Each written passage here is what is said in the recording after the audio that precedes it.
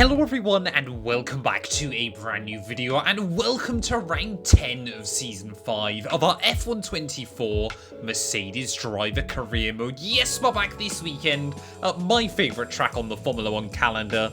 We've returned to the Belgian Grand Prix. Of course, if you missed out on the video that went live earlier on this week from Silverstone, I would highly recommend going back and checking out. The British Grand Prix once again delivered a really interesting race, and I tell you what, at the moment, if I was a betting man, I think my money would be going towards Lando Norris. 3 wins in a row now for our fellow Brit there. He's the first driver to win 3 races this campaign, and after struggling throughout the early rounds, he didn't even get a podium before that breakthrough victory at Silverstone. It really does seem like nobody is able to stop him right now. There is just 20 points covering our top 5 drivers as we return to the Ardennes Forest this weekend. Still so much that can change between now and the end of the year. Of course, we've got Belgium and Italy, and then Singapore, Brazil, with Vegas, Qatar, and Abu Dhabi. So still 2 more sprints as well between now and the end of the campaign. Of course, if you're new around here and you aren't already, please do make sure you get yourself subscribed to the channel as well. Obviously, we're trying to get as close as we can to 140,000 subs by the end of the year. But yes, we return though to Belgium. Like I said, I love this circuit. We desperately need a good result though this weekend. So yeah, let's head out into qualifying. Welcome to the behemoth that they value so highly. This is Spa. It's high speed. It is really challenging. We have elevation, we have dramatic corners, and we have one driver in a few moments' time who will take pole position. Well, I'm really hoping we can try and get a good qualifying effort here. Our qualifying performances have been pretty consistent recently, but it always just feels like McLaren have had that extra edge to try and claim P1. So maybe today we could try and spring a surprise here. This Mercedes, as we've said so many times, not particularly fantastic over 1 lap. I certainly would love to see an Enzo Fittipaldi front row start. That would be one for the books. This weekend as well there, of course, Rubens Barrichello, fellow Brazilian, took his first pole here at Spa over 30 years ago. But what are we going to be able to do this weekend in our Mercedes? It struggles a lot through Sector 1, but I tell you what, Sector 2, it is an absolute missile. This thing, honestly, I moan about the low-speed traction and everything like that, but high downforce, it handles like the W11 car from a couple of years ago there. I mean, just ready. Listen to this through P1. Easy flat, completely foot to the floor. The car will just find the grip there, and looks like we're battling with the former driver of this very car, George Russell, for P1 position at the moment there, as we try and navigate our way through this middle sector. Then just a few more corners to go by the time you get into Sector 3, but look at the way the McLaren is able to drive off of the corners. Russell and Lando Norris, of course, both in the fight for the championship against 1 Red Bull, 1 Mercedes and 1 Aston Martin there. But just the bus stop chicane left to navigate then. Are we going to be able to try and do anything to try and get back to George there? A little bit late on the way in. We absolutely sent it through the first part. Careful on the curbing through the exit. We're not quite going to have enough. And again, we line up in P4. Well, there we go. Russell back to P1 once again then ahead of Lando Norris. Verstappen and myself on the second row is there, as Ferrari do look to be a little bit closer this weekend. Oscar Piastri up in P5 ahead of Alonso and Enzo Fittipaldi there, so a really good job done by the Brazilian. Hamilton will line up in 10th in an Alpine sandwich. Any other major surprises? Perez down in 15th is pretty disastrous, but not too shocking based on Perez's track record. Let's head into the GP though. I just need to get through a race where I don't damage the front wing. It's the Belgian Grand Prix, the site of the maiden victory of the Jordan team in 1998. The venue that Michael Schumacher made his debut in Formula 1. There is so much history here amongst the beautiful nature. 19 corners, 4.3 miles or 7 kilometers. There's over 100 meters of elevation change here, with long stretches of the lap spent flat out. Look out for the bus stop chicane. The final challenge before the temporary relief of the start-finish straight. So with the race not far away from starting, here's what today's grid rundown looks like. George Russell will begin today's event in pole position, edging out Lando Norris, who'll start from P2. Looking at the rest of today's grid, we have Verstappen, fire starter. Oscar Piastri, Fernando Alonso, Fittipaldi, Stroll, Ocon, Hamilton, Tsunoda, Sainz, Albon, Behrman, Perez, Ricciardo, Gasly, Iwasa, Joe, and Frederick Vesti. And now it's time to head down to the track. With 5 races remaining, we're still in with a chance of taking the Constructors' Championship. The team needs a result from you today. Well, I'm not quite sure how Mark's maths is working there. First of all, don't talk to me about the Constructors' Championship. Blame the guy in the other car. We're more than certainly doing our fair share in that fight. Second of all, there's 6 races to go. So, yeah, Mark clearly, as an engineer, the fact that he can't count to 6, I think, is slightly alarming this weekend. But ready on the grid, though, for the Belgian Grand Prix. We've not had many wet races so far this year, and today the sun is shining once again. I can't complain about that, though, as, yeah, we get ready to start this one. Obviously, Max Verstappen will be looking to try and get a win here. So will George Russell, so will everybody else. It is 5 red lights. And it's going to be lights out, and away we go. Off to a fairly clean, tidy start. Piastri has absolutely rocketed off into turn 1. I'm just going to try and take things nice and easy through that first corner there. 3 wide through the exit of the turn. I think that was Esteban Ocon. Bodywork's taken a few scrapes. Try not to make it any worse, please. Okay, safety car deployed. Safety car's been deployed. Watch your delta. Make sure you keep it positive as we catch the pack.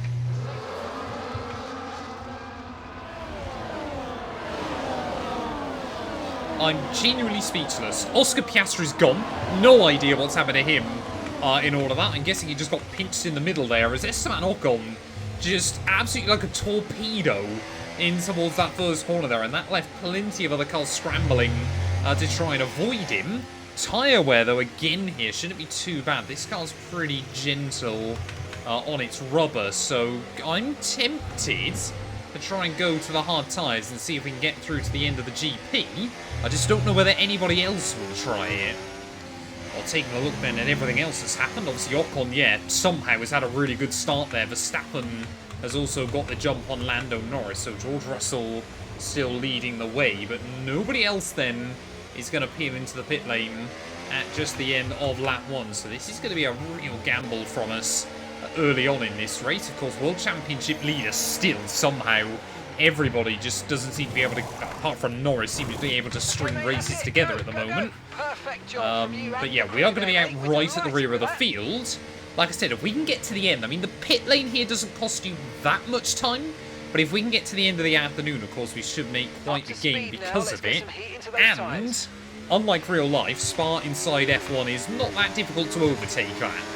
Well, George Russell is going to lead us away then as we get ready to go green flag racing once more here at Spa. I mean, it's not uncommon that you get a safety car early on in the GP here. Just obviously the kennel straight on lap 1 can be quite a hectic place. We admittedly didn't even make it there, though, before we ended up with the safety car out. But yes, everybody bunches back up then.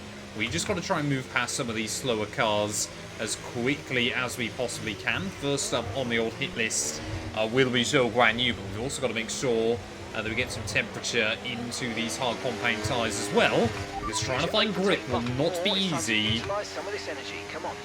So just going to have to take things nice and easy through these first couple of corners there as well. Zhou just locks up in a bit of a panic down in towards turn 1.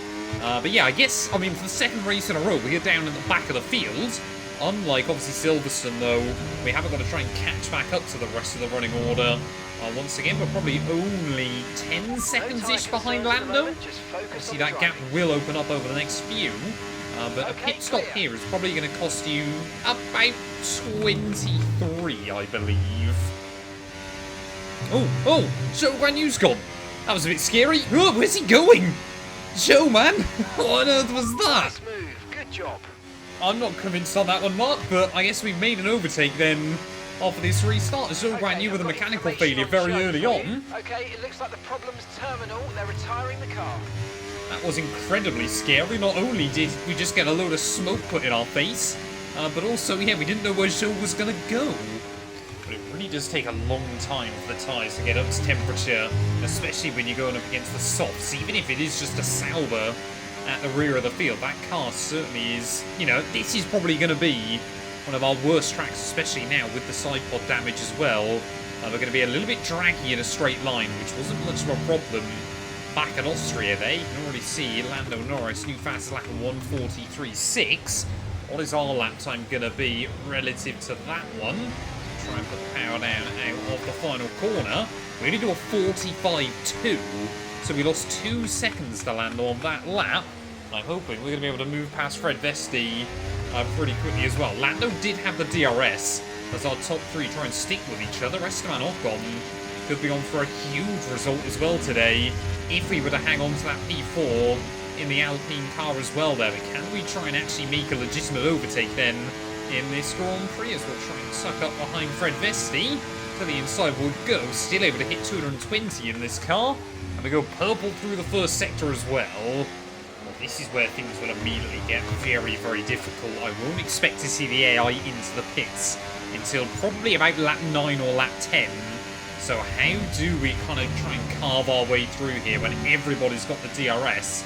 You know, it's Hamilton that's actually leading this train up at about P5 at the moment, so he's battling it out with Enzo Fittipaldi. But yeah, at the moment, I mean, a problem for us, of course, as always, is we're very, very quick through the parts where it's difficult to overtake. So we can get a run. You can see on Iwasa here, definitely seems like the AI's soft tyres are starting to fall off there. So we're forced to move around the outside.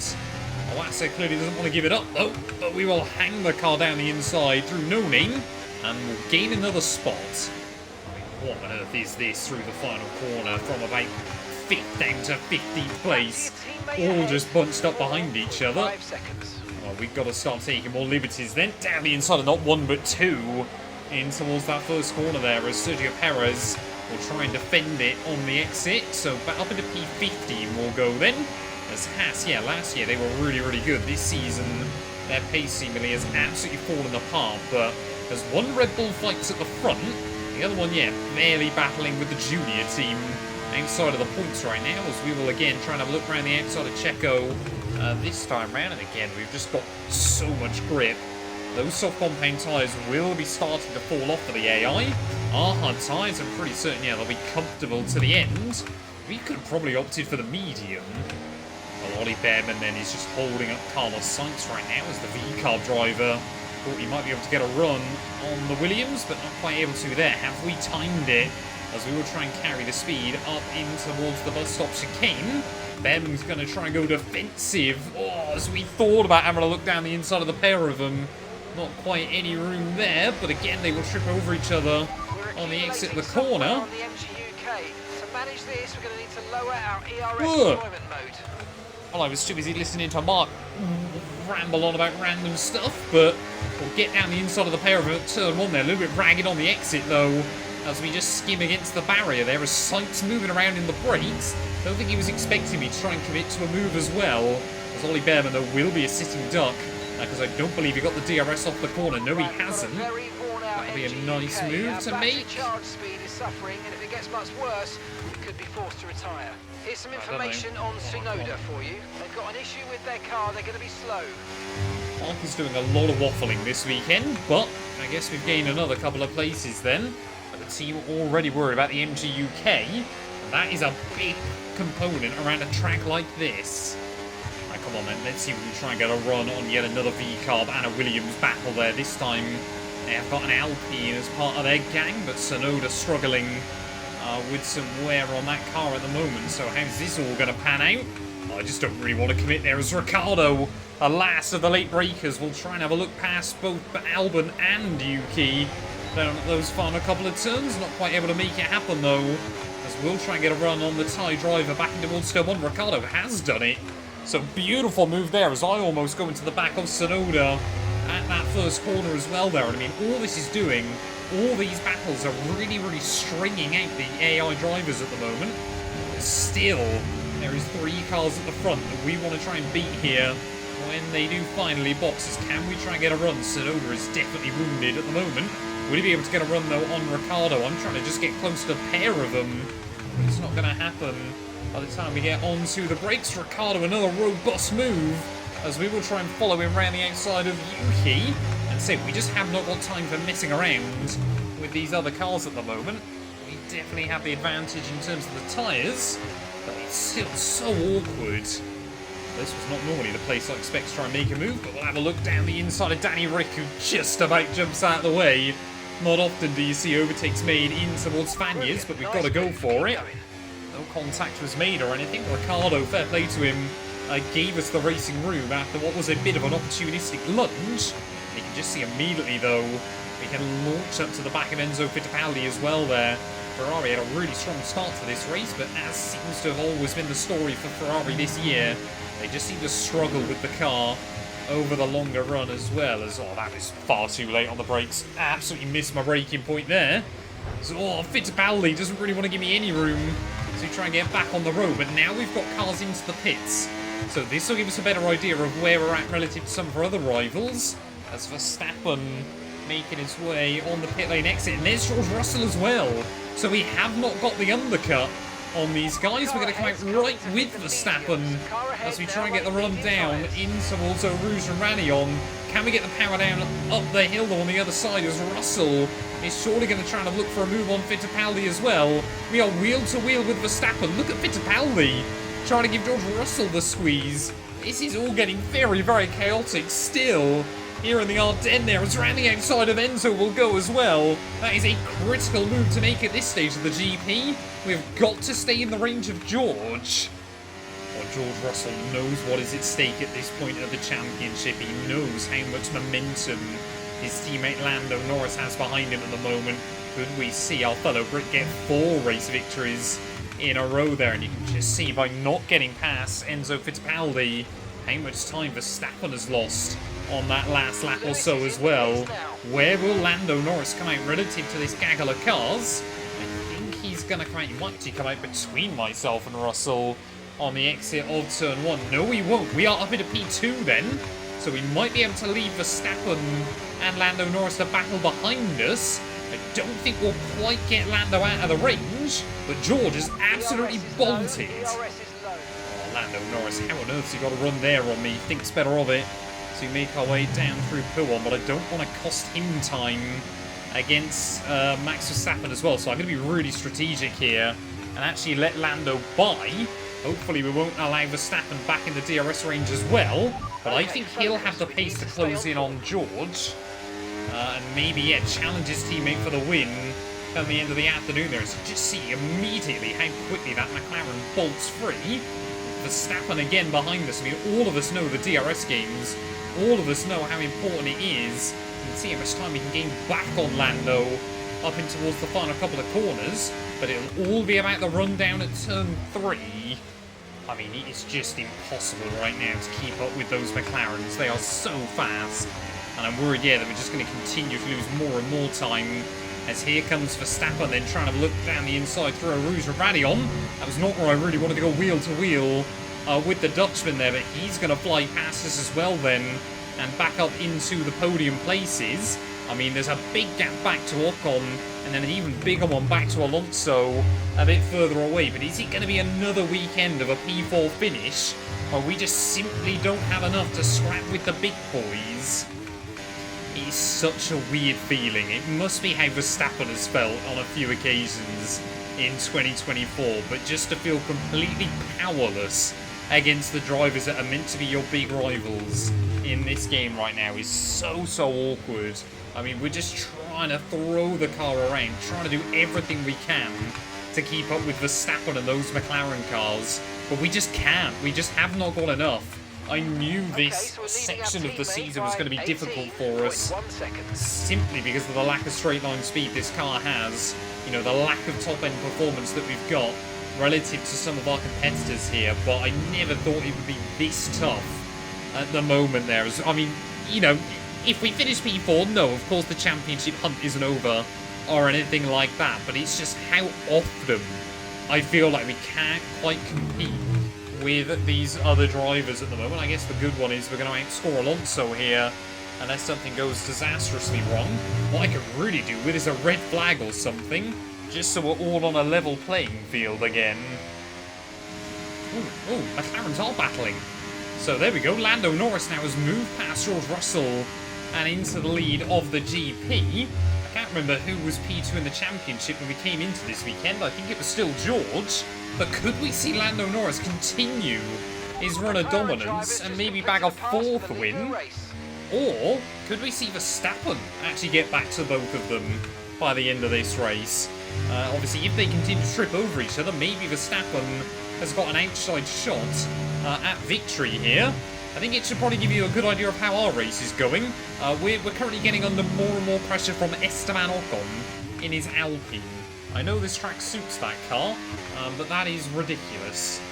Well, as we round the final couple of corners then to start the last lap of the Belgian Grand Prix, it is so demoralising, especially when you think back to last season. Well, the last couple of years, obviously in our Ferrari, how we absolutely dominated this Grand Prix. But here today, once again, we're just having to try and bring the car home. And annoyingly, having to bring the car home just outside of the points. Will Russell be able to try and do anything against his teammate Lando Norris on this last lap? I don't think he will. So it looks like we're going to see Lando Norris claim his 4th Grand Prix victory in a row.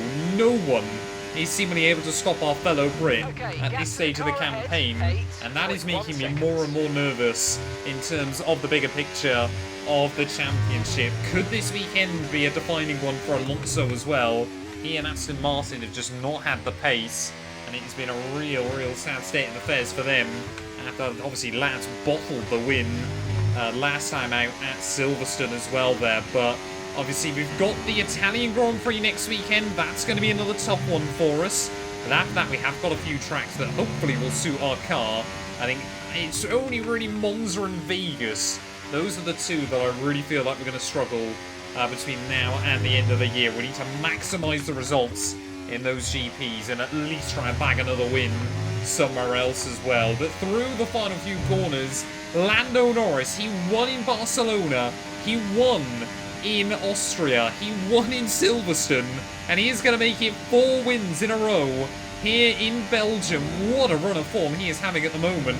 I'm not sure with that whether he's going to take the lead of the World Championship. I think he might do. Russell will make it yet another McLaren 1-2, but for us, it is our 3rd P4 finish in a row. And that's the end of the race. We'll see you in Parc Ferme. Lando Norris has done it! Lando Norris takes the checkered flag!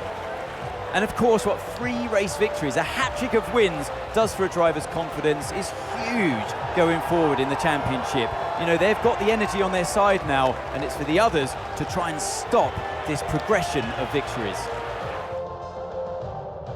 As the winners make their way up to the podium, one can only imagine the celebrations that will take place at McLaren tonight. Congratulations to everyone on the team, securing the win and proving they're a force to be reckoned with out on the track.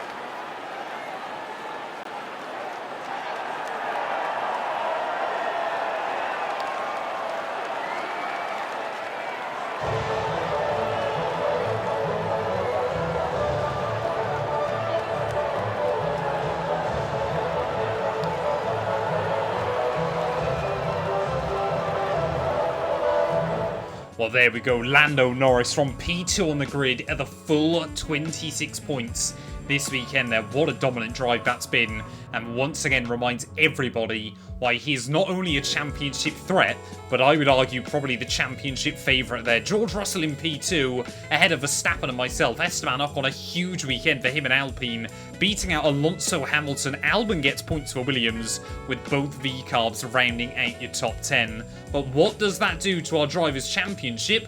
It does mean, yeah, that we now McLaren have got a 1-2 at the top of the table there. 7 points still in it between your top 3, though, in the championship, as Verstappen and Alonso just starting to drop away a little bit more. Could it be a British fight for the world title? Only time will tell. Constructors-wise, of course, McLaren with a dominant lead out front in that table. We could still get to Aston Martin and Red Bull, but as I've been saying all year, we desperately need Hamilton to try and get back on track. And Ferrari, after back-to-back Constructors' Championships, P5, I'm sure is not where they wanted to be. We will come back stronger. Like I said, we've got the Italian Grand Prix next time out. We won the last race in Italy. Hopefully we can win that one as well. Thank you all, as always, so much for the continued support.